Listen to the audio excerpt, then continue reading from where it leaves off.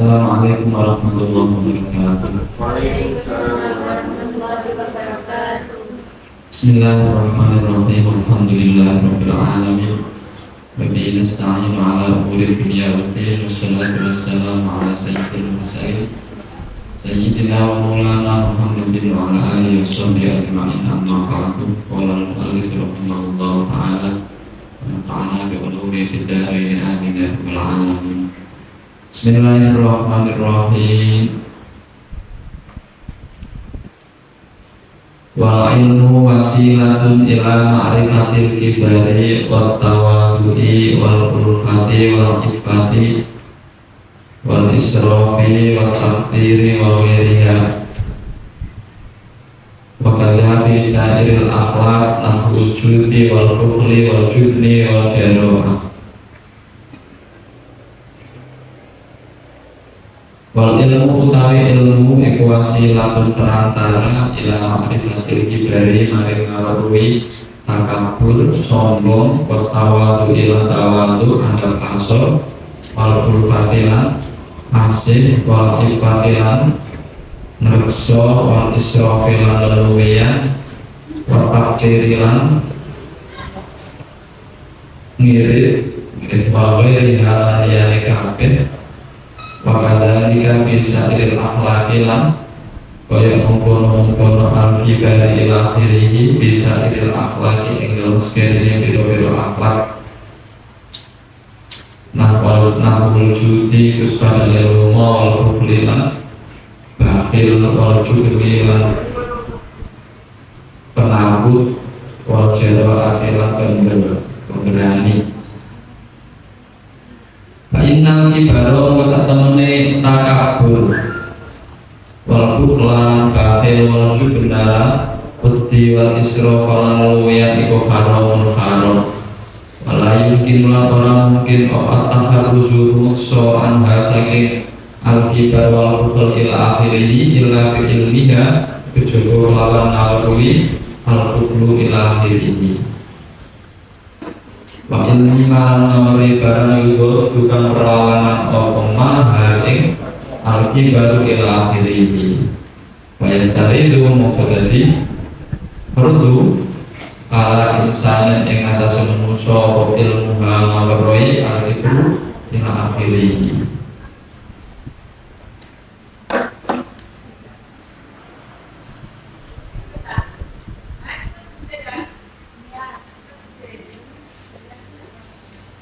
Wakot sunnah kalau teman-teman ngarang sinten as-sayyidu sayyid al-imam kang dadi imam al-ajalu kang agung al-ustadu rupane al-ustadu kang dadi ustad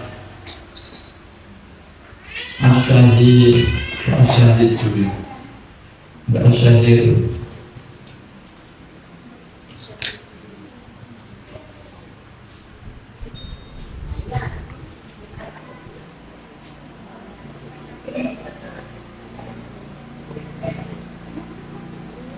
rupanya as-syahid Nasiruddin kang jejuluk Nasiruddin kang nulung agama.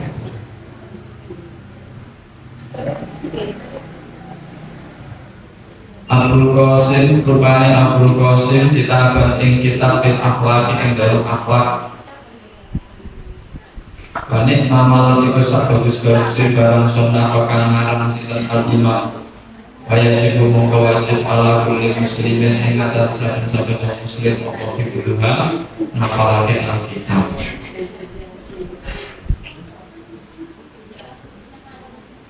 Wa amma hifdzu malan ana kalane apake barang yang kang tulibo apa mafil ahai ing dalem pira-pira mangsa.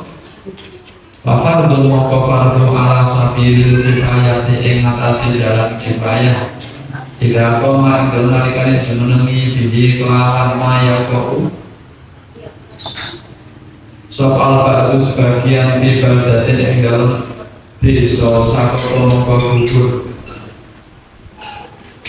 opo fardu amal ba'anil bagi saking sekali ini Fa'il lam yakut mengkolam orang-orang iku fil baladi yang dalam desa sokoman wong yakut muka jununani sokoman biji kelawan ilmu dan di kelawan ilmu koma yang fil ahayin Ishtara mongko sekutunan sapa ahlul balad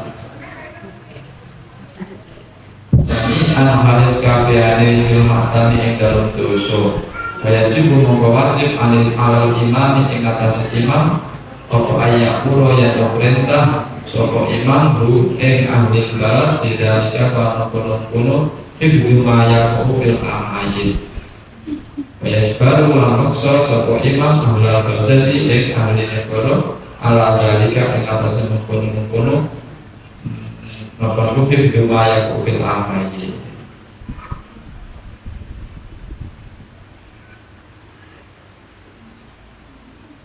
Kita bahas tentang hakikatnya ilmu, karakter jati dirinya ilmu. Wal ilmu wasilah ilal ma'rifatil kibar. Ilmu itu dinilai sebagai perantara, sebagai alat, sehingga hakikatnya itu orang hidup itu bagaimana dia bisa melakukan aktivitasnya tidak bertentangan dengan agama. Bagaimana orang itu bisa sholat dengan benar, bagaimana orang itu bisa menghindari perkara yang diharamkan. Untuk bisa menghindari perkara yang diharamkan, mestinya kita harus tahu dulu rambu-rambu mana yang tidak boleh kita lakukan. Karena kita tanpa tahu hal itu dilarang atau tidak, tentu kita nanti kalau menjalankan sesuatu kita ngawur, ya, serampangan. Tapi kalau kita mengenai ini dilarang, ini wajib, berarti kita bisa menentukan, oh, kalau begitu saya tak milih jalur yang kanan saja karena yang kiri itu diharamkan. Sehingga bahasanya di sini ilmu itu wasilah ila ma'rifatil kibari, perantara untuk bisa mengetahui bahwa takabur itu hukumnya haram. Takabur itu yang seperti apa? Takabur itu yang menganggap orang lain lebih rendah daripada kita, menganggap kita lebih tinggi daripada orang lain, ya, karena kita memiliki sesuatu yang tidak dimiliki oleh orang lain, sehingga kita punya perasaan yang kita miliki adalah sesuatu yang menjadi kemampuan kita. Padahal apa yang kita miliki itu hakikatnya adalah apa yang Allah titipkan terhadap kita. Sehingga kalau memang kita sendiri juga tidak punya hak milik karena itu titipan, maka tidak layak untuk kita sombongkan. Kamu menyombongkan apa? Menyombongkan ilmu. Nah, ilmu itu punya kamu, tak? Ya, titipannya Allah. Kenapa kamu menyombongkan terhadap sesuatu yang tidak kamu miliki? Makanya sifat takabur itu hanya milik Allah. Karena hakikat dari setiap yang ada dalam kehidupan kita ini adalah haknya Allah. Ya. Maka takabur ini termasuk salah satu bentuk penyakit hati, ya, yang paling dianjurkan untuk senantiasa kita hindari. Banyak yang menyampaikan tidak akan masuk surga orang yang dalam hatinya masih ada nilai takabur, ya, biji sawi, ya, begitu, ya. Itu artinya orang yang punya rasa takabur itu berarti dia punya karakter mengklaim yang bukan haknya. Dengan apa yang tidak ia miliki dianggap sebagai alat untuk merendahkan orang lain. Lantas kalau Allah memberikan kita ilmu itu untuk apa? Buktinya ya ilmu roh daripada orang lain. Itu disampaikan ilmu yang Allah berikan kepada kita itu bukan untuk kita banggakan yang sehingga kemudian merendahkan orang lain. Tapi itu adalah amanat dari Allah untuk diapakan? Satu, diamalkan karena kita sudah tahu. Nomor dua, untuk disampaikan kepada orang yang membutuhkan untuk bisa mengetahui. Nah, sehingga artinya ilmu yang kita dapatkan itu secara ringkas untuk disyukuri. Kemudian caranya bersyukur itu apa, ya? Dengan kita melaksanakan pengetahuan yang sudah kita ketahui, atau kemudian kita sampaikan kepada orang lain untuk berdakwah menyampaikan kepada orang lain. Itu diantaranya, ya. Makanya kalau kita melihat orang-orang yang semakin tinggi ilmunya itu, ya, cara mereka berdakwah itu beda dengan mereka yang ilmunya masih belum seberapa ya. Kalau ilmunya masih belum seberapa itu ya, kadang-kadang tambahan ilmu yang sedikit itu dibuat sebagai alat ya, untuk kepentingan menaikkan materi dalam kehidupannya. Kadang-kadang terjadi seperti itu. Tapi orang-orang yang memang menganggap ilmu itu adalah milik Allah sebagai titipan yang untuk disampaikan kepada yang membutuhkan, maka mestinya ilmu itu ya, tidak kita hargai sebagai materi, tapi ilmu itu adalah kita sampaikan kepada siapa yang punya hak untuk menerimanya.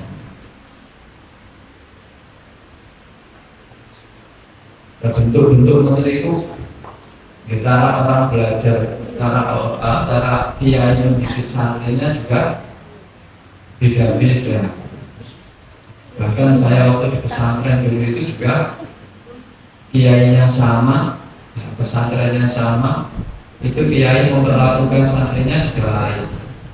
Ada satu yang saya anggap itu luar biasa dan kemudian memang nilainya, manfaatnya juga ya, pembentukan karakternya itu sangat terasa itu. Di antaranya kiai dulu itu menekan terhadap kakak saya sendiri ketika sudah tamat dari belajar di pondok itu kemudian mengabdi. Biasanya ada sebagian pondok itu ketika mengabdi itu setiap bulannya tetap dikasih kakaknya, ada di pondoknya, kakak di madrasahnya. Itu kakak saya itu setiap bulan ya, bisa rohnya ya atau HR-nya itu diminta kiai, minta dijaluk feedback gitu. Bilang dia semulang tapi duitmu tuh dibulannya tak jaluk ya kayak aku. Jadi setiap bulan itu ya uangnya diminta kiai. Padahal bahasanya kalau namanya santri mondok kan tetap punya orang tua, punya hak ya, untuk memiliki sesuatu. Itu saya ketahui baru-baru saja setelah kakak saya di rumah tangga, dan beliaunya merasa sangat senang ketika justru kiainya memperhatikan sampai berani meminta HR-nya, karena tidak setiap santri itu kiai berani melakukan yang sampai se-ekstrim itu. Ketika kiai berani seperti itu menganggap seakan-akan dia itu sebagai anaknya, setiap bulan diminta dikasihkan. Bukan kok bicara ini suka apa jika dia diminta sungguhan gitu ya. Cuma nanti dalam perilaku kiai terhadap kakak saya itu memang nampak sekali seperti anaknya. Bahkan waktu pindah ke pondok sendiri itu tidak pamit pada orang tua, pada ayah. Ayo pindah ke pondok ketemu kiai, ini diangkat, disoalkan. Terus setelah pindah baru bilang pada orang tua. Kita artinya di satu sisi mungkin orang menganggap lah kiai ada santri kok ngerampas Assalamualaikum ya. Tapi ketika kita menganggap itu sebuah nilai kebaikan, ya kita merasa menganggap kiai itu menganggap saya seperti anaknya, sampai berani meminta, sampai berani berkritik. Itu justru akan menjadi sebuah kebanggaan tersendiri ketika kiai memperlakukan kita seperti itu. Itu diantaranya kata kiai untuk melatih dan membentuk agar kita nanti ketika dakwah itu jangan sampai punya perasaan bahwa dakwah kita itu dihargai, minta harga. Artinya udah kita ngajar dikasih, ya yang namanya dikasih, tapi itu bukan sebagai target biasanya. Kalau bisa kita tidak perlu untuk menerima ya bisa, kita mungkin lewat usaha yang lain. Tapi kalau misalnya ternyata kita ini memang waktu kita habis untuk mengajar di situ, kita punya anak keluarga, ya memang dari situ paling tidak itu jangan menjadi ketergantungan utama. Artinya kalau misalnya nanti kita tidak dikasih terus kemudian kita protes dan lain sebagainya, ya kalau misalnya kita dakwah nggak dikasih terus kemudian kita pengen mencukupi keluarga, ya bisa jadi kita cara dakwahnya lain dan kita kerja lewat jalan yang lain. Di proses mencari nafkahnya lewat jalan lain, dakwah untuk menyampaikan ilmunya kita cari lewat proses yang tidak mengganggu kita cari nafkah misalnya. Kalau toh itu sudah kecukupan, ya udah artinya kita cukup dengan apa yang kita terima. Tapi kadang-kadang ketika kita nggak cukup, kita tidak menuntut dan tidak protes. Kalau kita ada protes dan menuntut, itu membuktikan bahwa kita menghargai apa yang kita sampaikan. Ya kadang-kadang sering ya yang banyak yang umum itu biasanya yang dari produk itu bagus berpulang itu sakawai di TPI di tempat-tempat ya lembaga yang tidak seperti itu ya pemberiannya itu enggak seberapa tapi itu mengenai DKI disyukuri sama Allah. Karena kadang-kadang mereka itu tidak menjadikan sebuah tujuan utama. Cuma barangkali akhir-akhir ini kadang-kadang kita ini terpengaruh dengan teman-teman, dengan lingkungan, kumpul-kumpul, ini kalau piro semuanya, ini kalau piro, ini aku sampai dok, sampai protes jalur, kan, mudah-mudahan. Itu karena pengaruh dengan omongan-omongan yang ada. Itu makanya berteman itu sangat penting memilih teman. Saya ini juga sering di tempat kerja saya itu kadang-kadang teman-teman itu yang pindah. Saya tanya, kalau pindah itu yang kita harapkan apa? Kalau bahasanya ya mencari kesejahteraan. Kesejahteraan itu dihitung dari apa? Mungkin orang menganggap dari materi yang kita terima. Bisa jadi materi yang kita terima itu dari sisi materi sejahtera, tapi nanti di tempat lain pasti ada masalah lain yang akan kita temukan.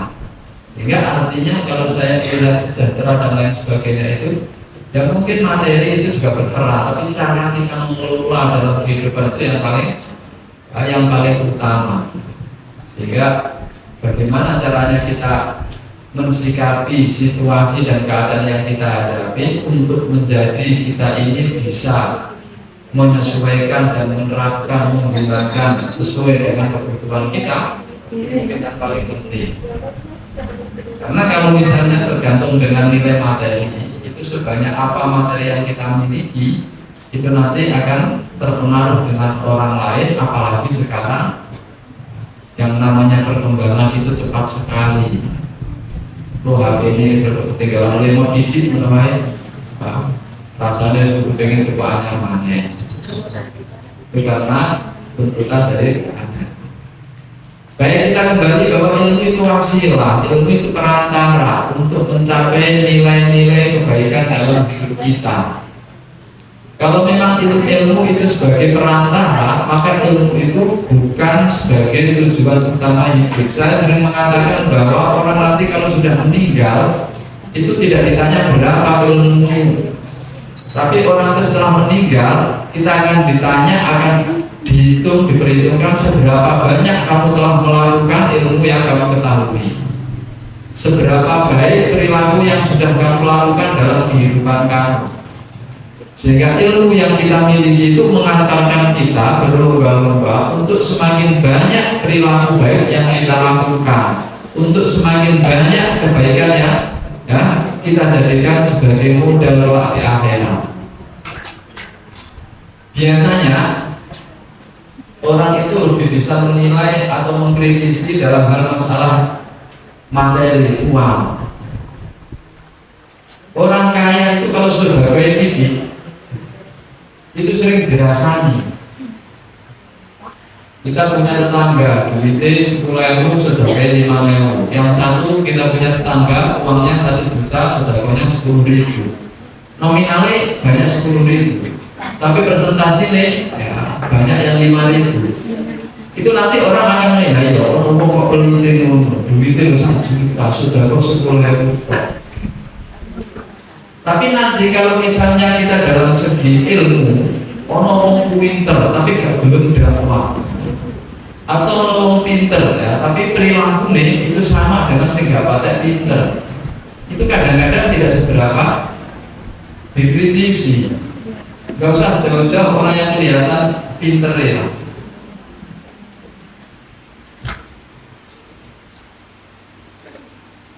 Baru kita saja ilmu kita itu banyak sekali, sudah banyak, bahkan untuk kita lakukan sehari-hari kita ini sudah akan banyak mendapatkan pahala. Baik, saya tanya, orang itu kalau pakai pakaian itu yang dimulai dari kanan dulu. Orang kalau pakai sendal dimulai dari kanan dulu. Orang kalau pakai sendal membaca Bismillah. Selama ini Kita sempat nggak ingat nggak bentuk seperti itu? Berarti sering lupanya. Artinya orang itu kalau berbuat sesuatu meskipun baik, tapi kalau kita lupa kan nggak ada pahalanya kan? Padahal kita cukup mengingat terus ingat Nabi itu dulu kita kanan dulu. Bismillah, kayak kanjeng Nabi. Itu udah pahala. Pakai sendal Bismillah kan, tapi nomor kanan dulu. Itu pahala. Artinya setiap langkah kita itu sudah banyak sekali potensi yang bisa mendapatkan pahala dari ilmu yang kita ketahui meskipun sangat sederhana. Baca Bismillah, mulai tangan kanan dulu ya, mulai anggota kanan dulu, nanti masuk rumah juga begitu. Nanti ketika kita ngajar, ya, kita ingat Bismillahnya itu dakwah misalnya. Itu satu hal, niat dakwah itu pahala. Nomor dua, kalau kita dakwah ingat Nabi itu dakwahnya. Nabi itu lebih miskin daripada kita, sehingga nanti ketika kita dakwah ini misalnya terus sakrononi ya, nggak seberapa tapi yang penting cukup untuk kehidupan kita ya, untuk dicukupkan. Itu kadang-kadang kita nggak merasa untuk menuntut lebih, karena orang yang menuntut lebih itu kadang-kadang namanya itu menghargai ilmu yang disampaikan. Kalau dia sudah merasa menuntut minta lebih, terus kemudian dikasih lebih, itu dakwahnya sudah dinilai dengan materi, sehingga pahalanya pun juga akan dipertanyakan. Kalau sak pawai itu kan artinya dia ngeki aku, sak pawai itu berarti dia sudah kepada saya menyampaikan ilmu saya tanpa harus diperhitungkan, dihargai, dinilai, itu artinya saya untuk nilai dakwah. Nah, wis akar-akaran itu berarti sudah mendapatkan imbal balik. Aku belum ngajar nanti ke 500, ya wes kayak 500, berarti ilmu dirgani 500. Berarti kamu menyampaikan dakwahnya dan gak ada pahalanya 500 tadi. Tapi kalau niat usul dakwah, di DI alhamdulillah juga sebagai niat dakwah. Itu artinya berarti dakwah kita dinilai sebagai dakwah, pemberian itu bagian dari rezeki yang kita terima.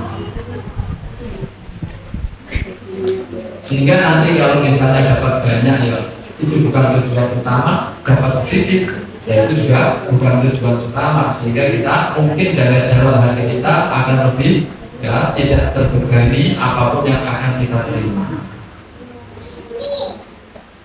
Baik, ilmu sebagai wasilah, sehingga orang yang punya banyak ilmu tapi tidak merubah kesehariannya itu belum mencapai tujuan. Belum mencapai tujuan. Sama seperti kita belajar misalnya tujuannya boleh ijazah gawe kerja, mari belajar ijazahnya gak iso kerja, itu artinya kita merasa dirugikan kan dengan belajar kita. Ilmu yang kita dapatkan itu untuk mengantarkan kita berbuat kebaikan. Kita punya ilmu banyak tapi tidak merubah perilaku kita, itu namanya kita tidak akan mendapatkan apa-apa. Makanya kalau di akhirat itu bukan menanyakan berapa ilmu kamu, tapi berapa perilaku kamu yang ya kamu lakukan atas dasar ilmu yang sudah kamu dapatkan. Makanya apa ya, saya ini kalau dulu pernah ya ikut ngajar anak-anak TPV. Itu ini sing tak ulang anak TPV maksudnya Quran harus suci gitu. Karena waktunya itu lebih banyak. Saya baru ngajari caranya sholat, caranya wudhu. Ngajar TPV ini itu hanya untuk perantara mereka biar mau datang, karena masyarakat itu pengennya anaknya semua baca Quran. Justru kalau siswa baca Quran gak belum ngaji mana kan gitu ya. Karena tujuannya Indonesia baca Quran. Nah untuk ngaji Indonesia baca Quran itu daya tarik untuk mereka datang. Sehingga baca Qurannya untuk suwe, itu tekonnya untuk suwe ya gitu ya. Sehingga waktunya itu ya tetap saya usahakan cepat, tapi saya tidak menyampaikan untuk mengajari mereka bisa sholat, sehingga setiap mereka maju sebelum baca batas jilidnya itu saya suruh untuk baca tahiyat dulu, saya suruh untuk baca Fatihah dulu, saya suruh untuk baca dulu, baru kemudian baca jilidnya. Karena pikir saya bisa baca itu bukan fardu ain, tapi bisa sholat itu fardu ain. Sehingga ketika kita punya potensi untuk ngajari anak, maka saya utamakan fardu ain lebih utama daripada yang bukan fardu ain. Itu prinsip saya. Saya kan saya setuju nggak apa-apa.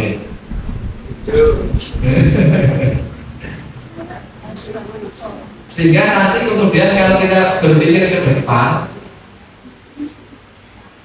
di masyarakat kita itu sing agamanya meskipun gak baik-baik tenanan, produk baik lah ya, itu sholat mesti dilakoni. Mereka merasa tertutup dengan sholat, tapi mau Quran itu kadang-kadang produk gede-gede itu selera ya, karena sudah banyak kesibukan dan memang tidak wajib, nggak harus. Artinya saya memberikan bekal bisa sholat itu manfaatnya akan lebih besar, lebih banyak karena nanti dia akan selalu sholat. Tapi kalau baca Quran itu kadang-kadang ya, disibukkan dengan kegiatan sehingga ilmu yang dihasilkan bisa baca Quran itu kadang tidak dimanfaatkan untuk kehidupan keseharian. Nah, dari situlah ya, saya berpikir nanti di bawah juga ada ya pembagian ilmu itu, ada yang lain, ada yang berkifayah, ada yang memang senantiasa harus ya, kita pelajari, ada yang cukup diwakili sebagian. Itu diantaranya ketika kita mengajar juga demikian. Bahkan dalam pelajaran sekolah itu saya sering membagi-bagi meskipun harus menyelesaikan satu mata pelajaran itu kadang-kadang saya sisipkan ke materi yang lain untuk saya terangkan biar mereka tahu dari sisi yang lebih penting, tidak hanya sekedar materi pendidikan yang harus disampaikan. Itu diantaranya.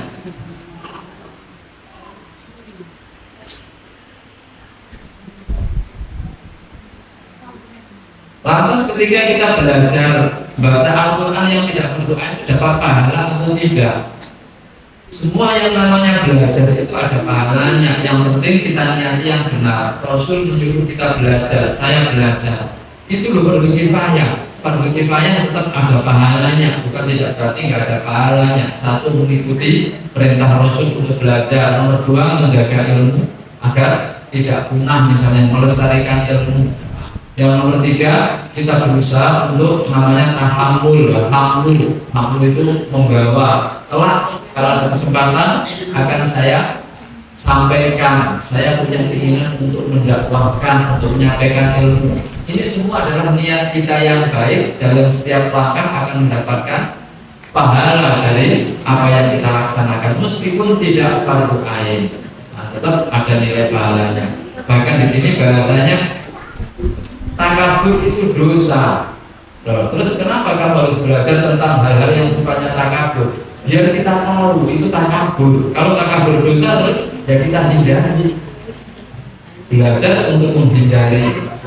Jadi tidak setiap yang fardu ain atau yang fardu kifayah saja, bahkan perkara yang haram itu juga perlu untuk kita ketahui untuk dihindari. Berbahasanya polisi itu perlu belajar caranya mencuri. Tujuannya apa? Ben ngerti paling lah nyolong caranya seperti apa, sehingga untuk mengantisipasi biar tahu langkah-langkahnya pencuri itu kita juga harus tahu teori pencuri. Jadi seorang polisi juga belajar caranya mencuri, bukan untuk dipraktekkan tapi untuk menangkap pencurinya. B.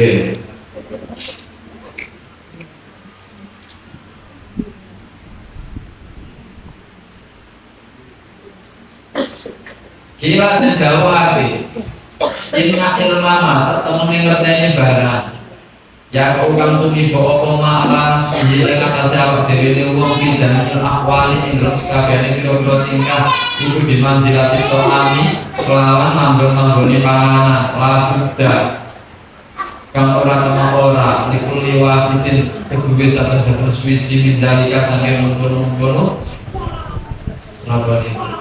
ilmu utawi to'am ya wa ilmu mah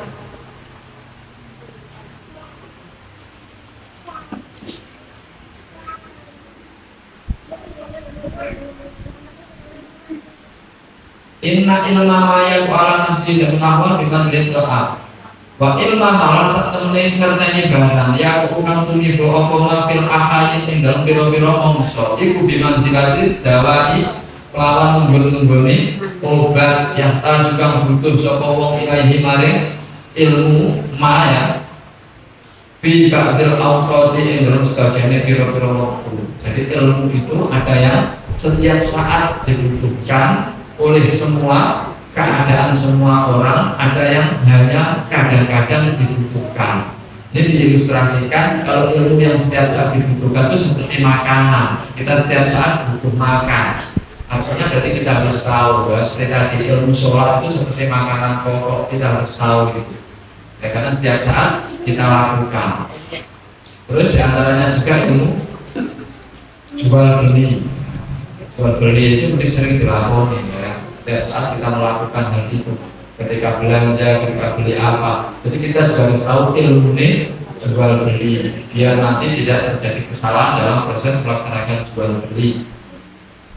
Ada ilmu itu yang dimanzilati dawa, dianggap seperti obat, hanya kadang-kadang saja ya, dibutuhkan. Misalnya tadi seperti ilmu baca, sekolah-kolah mau Quran, sekolah-kolah misalnya seperti itu.